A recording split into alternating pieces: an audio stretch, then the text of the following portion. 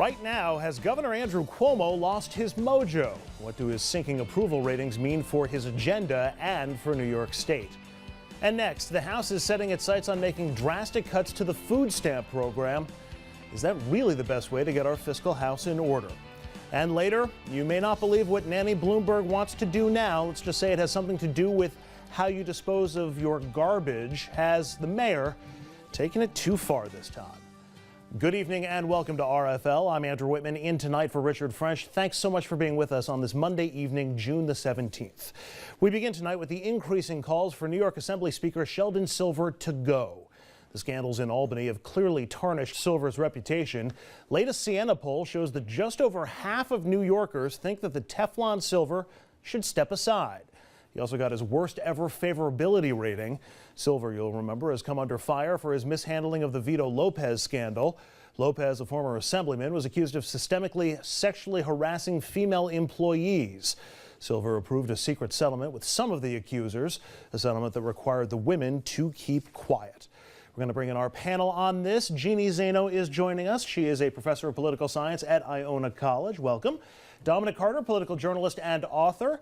And Richard St. Paul is with us tonight, a Republican strategist and former vice chair for the National Black Republican Association. Folks, thanks for being here. Let's play the feud. Let's start with Silver. He seems to be politically protected. He's got a lot of alliances in the Assembly. Do you think he's going to be Speaker in 6 months? Do you think he's going to be Speaker in a year? Yes. No yes doubt about it. No doubt about it. We may all collectively feel that he can go. And no offense, I don't care what those polls show. Until the body of the Assembly decides it's time to go, until there's a Democrat with enough courage to stand up to Mr. Silver to run for Speaker, I just don't see it happening. He runs a tight ship. And just remind everybody what the downsides are. If you're an Assembly Democrat. The downsides are very simple. If you challenge Mr. Silver and lose, you're done politically. He's going to cut your head off. You're going to lose all your Lulu assignments. You're going to lose every additional dollar that may come your way. Like the Assemblyman in Syracuse, I believe it was Bragman that challenged him, I believe. You just end up with nothing, and then you end up resigning. There's no doubt. Look, Silver does need to go. It's that time, but he's not going to go unless Governor Cuomo calls for it, which is unlikely. He's going to go on his own terms, unfortunately.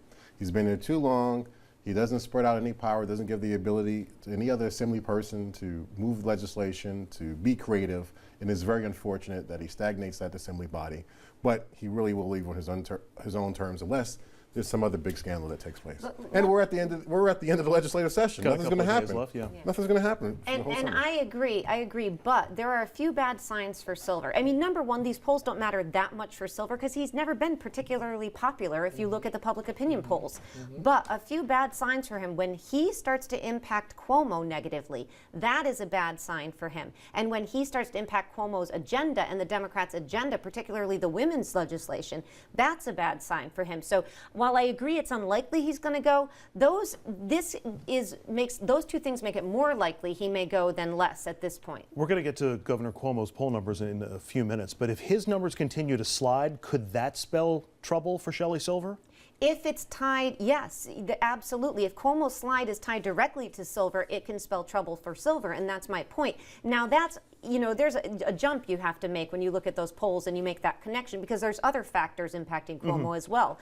But if Cuomo feels like he wants Silver to take a fall for his falling numbers, that's going to be a problem for Silver. And if Silver's distraction with the legislative body or governor not be able to push his position, then that certainly will take a toll on Silver. And remember, a wounded speaker is a full green light for Governor Cuomo's agenda.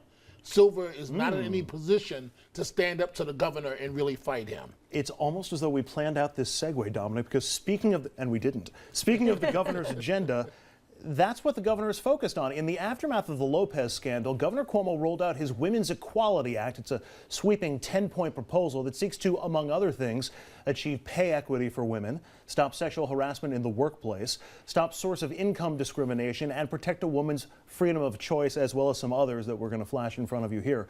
That last part about protecting the freedom of choice appears to be the most controversial.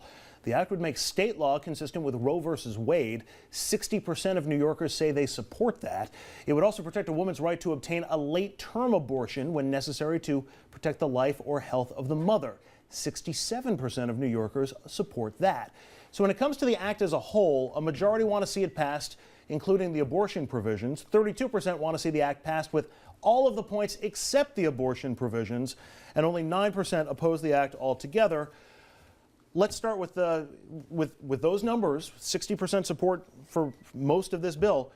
Does it get passed? There is some objection to this in the Senate, Dominic. The Republicans in the Senate may put up some obstacle, but at the end of the day, it's great to be from a blue state if you're a Democrat. Given the governor's popularity, though it may be declining a little bit, I see this going through for the most part on almost every part of his agenda. This may be one of those areas where this independent Democratic caucus, the breakaway from the Democrats led by Jeff Kline, may actually sway one way or another. How much support is there in the state? We saw the numbers, but is this the kind of thing that moves the needles come Election Day? You know, I think there is support generally for the legislation. I do fear, however, that Cuomo may run into problems on this one. And so I wonder if he's, you know, it looks like the session's almost over. Is this going to pass this time? Is it going to go through? He has calculated, the Democrats have calculated, they need to move this through. But I fear that he may be running into problems because you talk to Republicans, you talk to independents, and one of the things that this Silver issue brings back in the Lopez is some type of hypocrisy here, right? You're focused on this legislation regarding women, and yet you haven't taken any steps to protect them in your House, in the Assembly. And so there's a hypocrisy there I think Cuomo can get stuck on. Richard, the governor mentioned this in his State of the State address back in January. I was there covering it. But it does seem like the timing on this is a little suspicious coming right after the whole Lopez and Silver. I agree. There is a hypocrisy when you're talking about what's taking place. Shocked. Yeah. Talking about what's taking place right in the governor's backyard. You've been taking a strong position about what's taking place. There hasn't been a strong legislation or even the policies to stop this type of behavior. You have Lopez running around talking about who's going to run for office again. I mean, you know, you have Cuomo trying to push legalized gambling, all at the 11th hour. Are state Republicans playing with fire if they oppose this too vehemently in Albany? Because again, we saw the numbers. You got 60% support for much of this. No, I don't think it will impact the state Republicans at all, one way or another. But what's important to note is that this is happening at the 11th hour. And if I may use an old adage from football, you know, Cuomo has kind of shot his load, so to speak, with this Safe Gun Act. Certainly, pushing that legislation. I mean, so he looks good nationally when he should have been pushing this type of legislation because gambling, Women Equality Act early on would have certainly been more purposeful than trying to push it right before the close of the legislature. You think this is 2016 related? You think this is about Governor Cuomo's future political ambitions? I think it's tied into that. I also think he believes in most aspects of this piece of legislation, if not all. But again, I do see this as a problem for him. I do see his unwillingness, I should say, to take on directly the Lopez and the Silver scandal, or the Lopez scandal, even by offering legislation to clean up a very corrupt New York, as making some of the believability of this really hard for people to swallow. And I think in the end, that can really make this difficult. Andrew, 2016, it seems to me, is completely on the back burner for this governor. And the reason is just two words: Hillary Clinton. So if she doesn't run, then he can talk about 2016, but I just don't see it. All signs are it's full systems go for Hillary Clinton, and that means that O'Malley in Maryland, perhaps, and Cuomo here in New York, it's not going to happen. We're gonna have that debate later this week. Who's there behind Hillary Clinton? Now, Cuomo must be tearing his hair out over the latest poll numbers, because even though he's done his best to try to distance himself from the Albany circus, it looks like he's getting a little on him as well. His favorability ratings, although still above water, they're the lowest they have been since he took office. Remember, he was at 75%. His re-election prospects are also at their lowest level yet, and that's a more immediate concern than 2016. You got a lot of options here as to why the governor's numbers are falling. Some of it's just because people are, you get tired of the same guy in office. But between Albany scandals and the gun bill, casinos, some of the negative reporting on the process, What's your take on why the governor's numbers are dropping? But Andrew, you showed 58% Yeah. favorable for Governor Cuomo. Yeah. That's still sky high for an incumbent. Anything over 50, I know the numbers with the Northeast region has been through the roof Right. between Christie and Cuomo. But again, that's all Sandy related. Governor in crisis, the numbers go through the roof. But when you're at 58% as an incumbent, anything over 50, you're home free. Well, where would his numbers be without Sandy?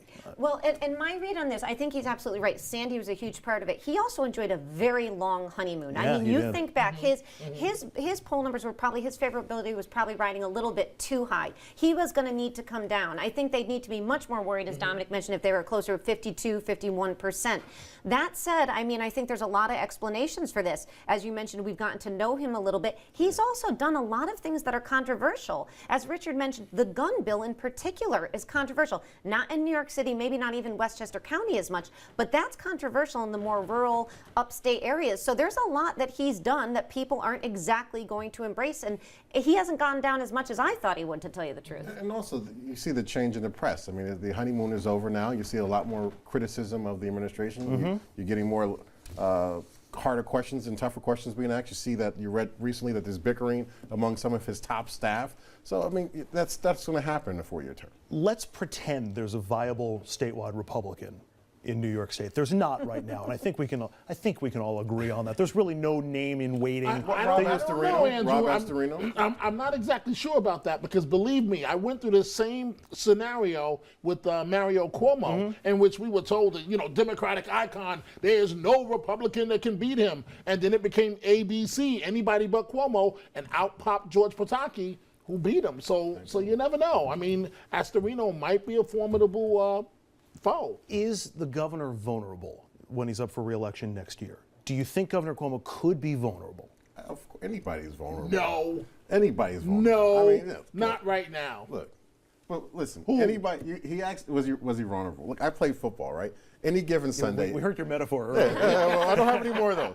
But any given Sunday, right, you can match, the best team can play the worst team, and the worst team can win. But trust me, I was #1 in the country in college, and we got beat by a lesser team. So anything can happen. It's just about, it's early. It's too early to tell right now, but certainly I think anybody can be vulnerable. And there's always the possibility he is vulnerable for an issue of corruption. Let's just say something else comes out about Silver. Say something else comes out about somebody in the administration. You don't know. I mean, I agree with Dominic. He looks pretty safe right now. We don't even have the name of a candidate on the Republican side who would be a real, superstar against him. Astorino's certainly a possibility. He's fighting his own battle right now. But, there's a lot going on in Albany. It has been a dirty place, as we've seen. Any of that touches the governor, and he's going to be a lot more vulnerable than those polls show. Fracking is something that he keeps pushing off. If he makes a decision before the next election, that could be extremely controversial. He was BFFs with Fred Dicker of the Post, and see how that changed. they were BFFs, and then fracking. The governor stalled on fracking, and it's like they're persona non grata. He hasn't been back on the show since.